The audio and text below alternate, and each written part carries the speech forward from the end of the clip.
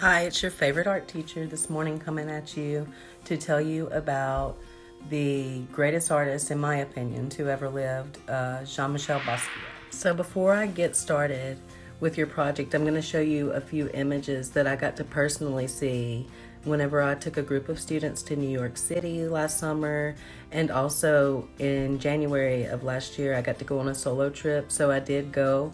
The first image you're going to see is going to be from the Whitney Museum of Art, and it's a collaboration piece with Andy Warhol, whom we've all talked about with pop art, and Jean-Michel Basquiat, because they were really, really good friends, so they did a lot of collaborations.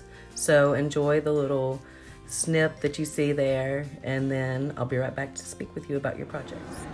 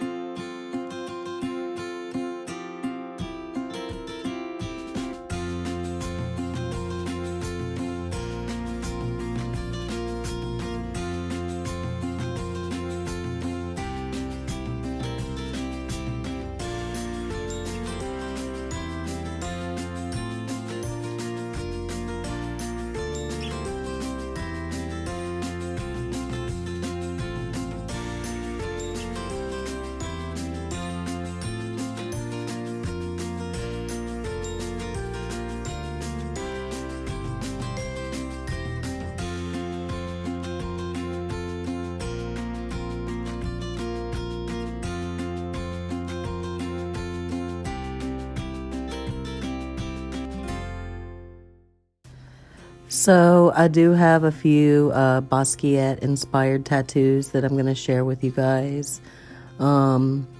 Tattoos are art. So now for your project. So first of all, Basquiat used a variety of hobo symbols in his artwork. So for your project, you are going to do a self-portrait or a tribute to Basquiat, which means that you can do a portrait of Basquiat, but you're going to be required to use at least 3 hobo symbols. So I'm going to include the hobo symbols. I'll be emailing each of you those.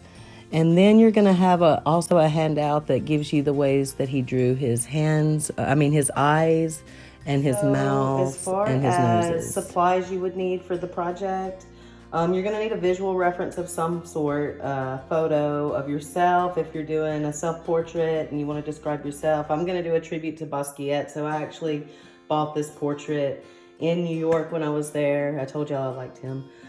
Here's the handout I printed out with the eyes, nose, and mouth. And here's the hobo symbols and their meanings. So you're going to pick 3 of these and somehow represent yourself or the person that you're going to do a tribute to. And as far as supplies go, I know we're limited, guys. I got this paint at Walmart. I'm not asking you to get paint. It's 50 cents. There's markers here that we already know you can turn into watercolor, just regular markers. So I'm going to demo all this. And these are just like random, like pastels, which you probably don't have, but you can use crayons instead. And also in the video, it talked about how Basquiat would use oil sticks. This is kind of like a graffiti thing.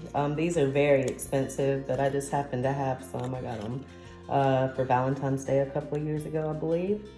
And I have my water and a paintbrush. That's if you're going to be using the markers and turning them into watercolor. So anyway, I'm going to go ahead and kind of start. And I do have spray paint too, because he did use spray paint. And at the end, I'll probably just go out and spray paint. Okay, so what kind of surfaces can you use?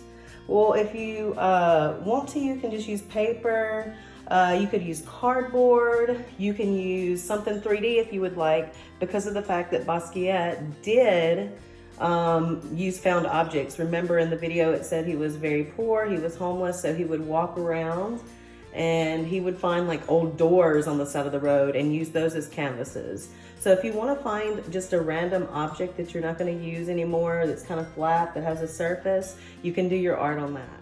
So all I did was took my markers, scribbled real quick, and then you can add water over that. You do not have to let your background dry, and then you're going to draw really childlike. And then you're going to pick your eyes, nose, and mouth from the worksheet that I'm sending you guys, and then you're going to pick 3 hobo symbols. Okay? And then just real expressionistic. Don't overthink it.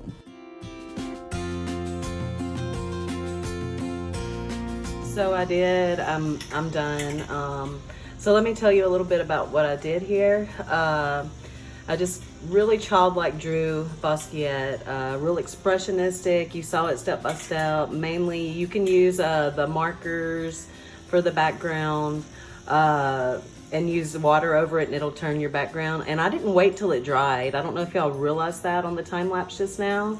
And notice how the E's are done here, because he did his E's like that. It's just 3 lines. So if you're gonna write anything into it, do that. I put this "boom for real" over here.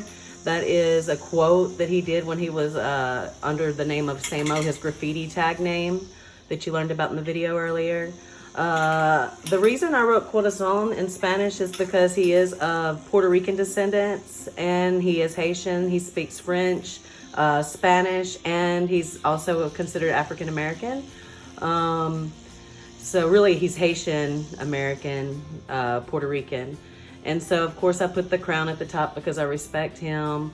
This symbol right here is a symbol for you'll be judged, and I felt like he probably felt like he was judged all of his life because of his identity.